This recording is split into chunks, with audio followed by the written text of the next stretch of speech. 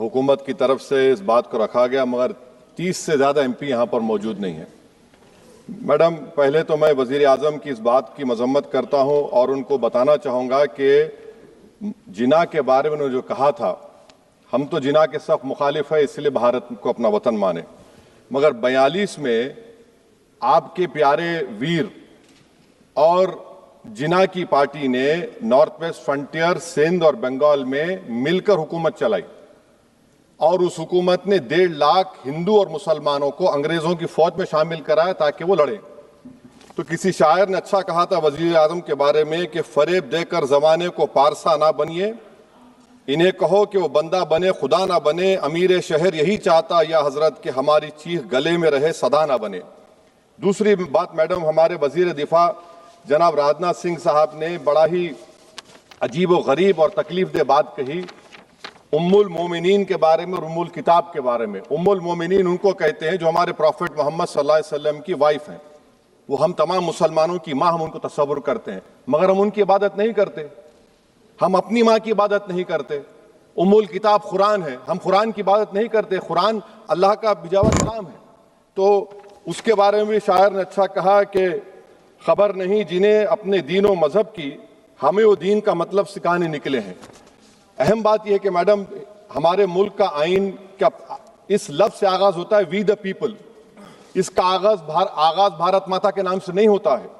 हमारे संविधान का जो प्रियम्बल है वो क्या कहता है? Liberty of thought, expression, belief, faith and worship. अगर दस्तूर का ये पहला सफा ये बात करता है तो फिर कैसे किसी शहरी को किसी खुदा, देवी, देवता की इबादत करने पर या सजदा करने पर मजबूर किया जा सकता है?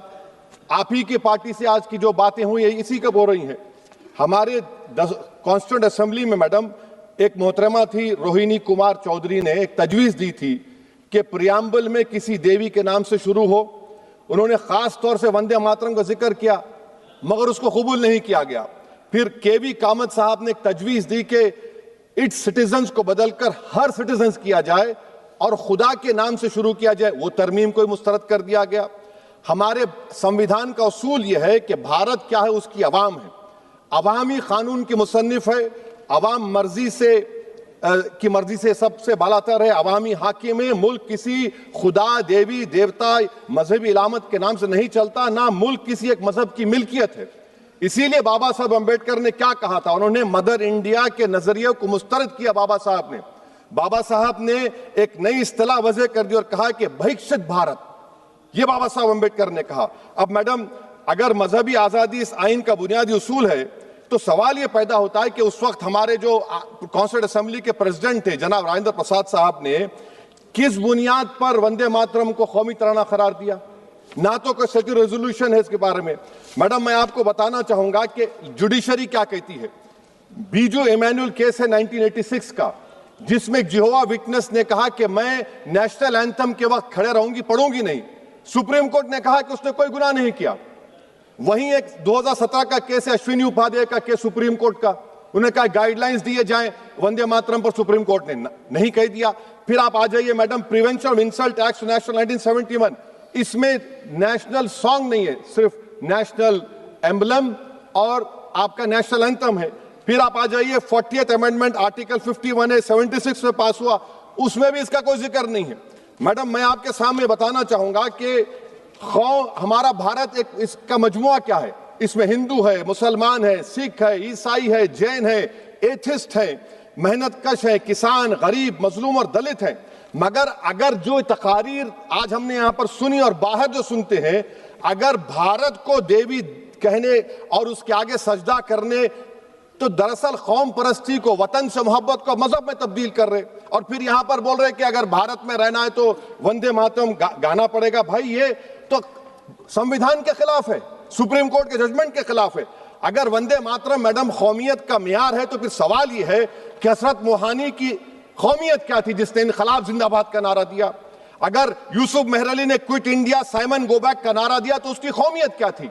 अगर हैदराबाद से मौलवी अलाउद्दीन जो मक्का मस्जिद का पहला मुजरिम है काला पानी में, और तुरेबाज खान जो मारकर लाश को लटका दिया गया था हैदराबाद में 8 दिन तक, उसकी कौमियत क्या थी?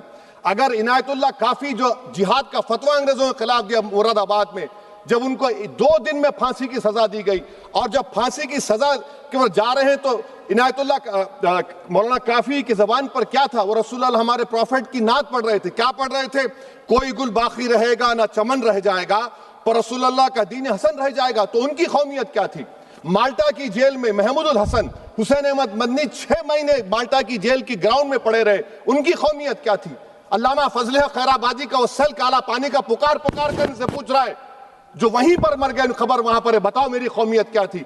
मैडम, मैं एक मुसलमान हूं, मैं इस्लाम को मानने वाला बावकार इंसान हूं, और मेरे मजहब की बुनियादी तालीम तौहीद है, ला इलाहा इल्लल्लाह, नहीं है कोई खुदा सिवा अल्लाह के। और कुरान में अल्लाह क्या बोल रहा? इय्याका नाबुदु इय्याका नस्तईन, तुम मेरी इबादत करो, मुझे मानो। मुझे कहां से मिल रहा? आर्टिकल 25 से मिल रहा है। मुझे कहां से मिल रहा है? Liberty of thought, expression, belief, faith and worship से मिल रहा है। तो इसको जोड़ना यह बहुत ही खतरनाक होगा। और हमारे प्रॉफेट मोहम्मद सल्लल्लाहु अलैहि वसल्लम जब मदीने को गए तो उन्होंने उस वतन के लिए दुआ की, कहा कि अल्लाह मदीने की मोहब्बत हमारे दिलों में और इजाफा कर दे, मक्के से ज्यादा कर दे। तो ये इस्लाम, मुसलमान होना, हमारे ईमान में मुल्क की मोहब्बत बीच में नहीं आती, और मुल्क से मोहब्बत है और रहेगी हमेशा, क्योंकि ये अजीम कुर्बानियां यहां पर शामिल है जिन्होंने जंग आजादी में हिस्सा नहीं लिया। आज अगर वो वतन की मोहब्बत का दर्ज देंगे तो बड़ा गलत होगा। मैडम, मैं आपके सामने एक चीज पढ़ूंगा। 1937 रविंद्रनाथ टैगोर ने लेटर लिखा सुभाष चंद्र बोस को, मैं सिर्फ किसी ने नहीं पढ़ा ये। क्या कहा टैगोर साहब ने? But parliament is a place of union for all religious groups and there the song cannot be appropriate. When Bengali Muslims show sign of stubborn fanatism, we regard it intolerable. When we too copy them and make unreasonable demands, it will be self-defeating. ये मैं इसको ले करूंगा madam, आप देख लीजिए। फिर दूसरी तरफ मैडम आप आ जाइए, मैं यहाँ पर बैठकर, हाँ, जितने तकारीर यहाँ पर हुए सब जनगण मन पर तनकीद किए। तो मैडम मुझे ये कहना पड़ेगा कि जनगण मन पर आप लोग इतनी तकलीफ क्यों उठा रहे हैं? आखिर इतनी तकलीफ क्यों है? तो मैं जब जाकर देखा तो मुझे 28 दिसंबर का ऑर्गेनाइजर मैगजीन का आर्टिकल मिला, जिसमें ऑर्गेनाइजर लिखता है कि what is the moral sanction behind government choice of Jana Gana Mana, except that it can be made an item of entertainment at the sumptuous parties thrown by government officials. आप बताइए, इसका बोलेंगे आप? और फिर उसके काइंड कैसा करते हैं? It will mean we can not love our motherhood. Madam please, it will mean that Vande Mataram is buried alive with the word Jan Gan Mana on the tombstone, for the tomb will also be of Jan Gan Mana of the will of the people. इस पर आप क्या बोलेंगे? Madam, मैं आपको ये बताना चाह रहा हूं कि वतन की मोहब्बत हमारे लिए बहुत अहम है, मगर ये बताइए हमको कि अभी मैडम यहाँ पर आनंद मठ के बारे में बहुत कुछ कहा गया। मैं सिर्फ 2 मिसालें आपको देता हूं। आनंद मठ के पेज नंबर 70 और 80 को पढ़ लीजिए। इसके बाद सनातन जहां मुसलमानों के घर पाते थे, इन्हें आग लगा देते थे। आप पेज नंबर 98 पढ़िए, हमें सिर्फ इन मुसलमानों को जड़ से खत्म करना है क्योंकि खुदा के दुश्मन बन चुके हैं। फिर आप पेज नंबर 115-16 दीजिए। फिर मुख्तलिफ इलाकों में मुसलमानों को सदा देने के लिए भेजे जाते, जहां मुसलमान आबादी नजर आती जला दिया जाता। फिर आप देख लीजिए मैडम, सफे नंबर 120 पेज 120, बनकिम लिखते हैं कि सनातियों को मालूम नहीं था कि अंग्रेज हिंदुस्तान को निजात दिलाने वाले हैं। ये आप क्यों कर रहे हैं? अब आप मैडम, मैं आपको पेपर्स दे कर दूंगा। मैडम, भारत में हमारी आजादी इसलिए आई और बरकरार रही कि हमने मुल्क और मजहब को एक चीज नहीं बनाया। हमने ऐलान किया कि हमारी मुल्क मुख्तलिफ तबकात मज़ाहिब पर मुश्तमिल है। हमारे मुश्तरका तकदीर हमारी कौमियत का सरचश्मा है। यह खास जबान, सखावत, मजहब नहीं है। अगर वंदे मातरम का मतन कौम और मजहब को एक बना देता है, अगर हम इसे टेस्ट बनाते हैं वफादारी का, तो फिर मान लीजिए कि यह गांधी, अंबेडकर, टैगोर, बोस और लाखों आजादी के सिपाहियों की सोच को छोड़कर गोडसे की सोच की हिंदू कौमी परस्ताना, मैडम खत्म कर रहा हूं, हिंदू कौम परस्ताना को अख्तियार करेंगे। मुझे वतन से बेइंतहा मोहब्बत है मैडम, और इंशाल्लाह हमेशा रहेगी। मगर बावजूद इसके कि मेरी मस्जिद, मेरी इबादत गाह, मेरे कपड़े, मेरे कारोबार पर हमले होते, मगर मैं फिर भी कहता हूं कि वतन मेरा, हर वतन को हम छोड़कर नहीं जाएंगे। मगर हुब्बुल वतनी का क्या मुतालबा है? हुब्बुल वतनी ये कहता है कि वतन से मोहब्बत है तो जुल्म को खत्म करो, गरीबी को खत्म करो, बेरोजगारी को खत्म करो, जबर का खात्मा करो, अमन का गहवारा बनाओ, पाकिस्तान की दहशतगर्दी को खत्म करो, एक्सप्लॉयटेशन को रोको, शरारत को रोको, मुल्क के खिलाफ की जाने वाली साजिश खत्म करो। मैडम, भारत एक चमन है जहां पर हर फूल को खिलना चाहिए, और अगर कोई इस फूल का, अगर पूरे फूल खिलेंगे तो उसकी खुशबू से ये वतन मौतर होगा। मगर अगर इस चमन का माली ये कहेगा कि एक ही फूल खिलेगा, तो मैं जिम्मेदारी के साथ कह रहा हूं, अगर एक ही फूल खिलेगा तो वो सहरा बन जाएगा और माली माली नहीं रहेगा, वो जल्लाद कहलाएगा। तो इसीलिए मैडम हम उम्मीद करते हैं कि हुकूमत इस पर जोर जबर ना करे।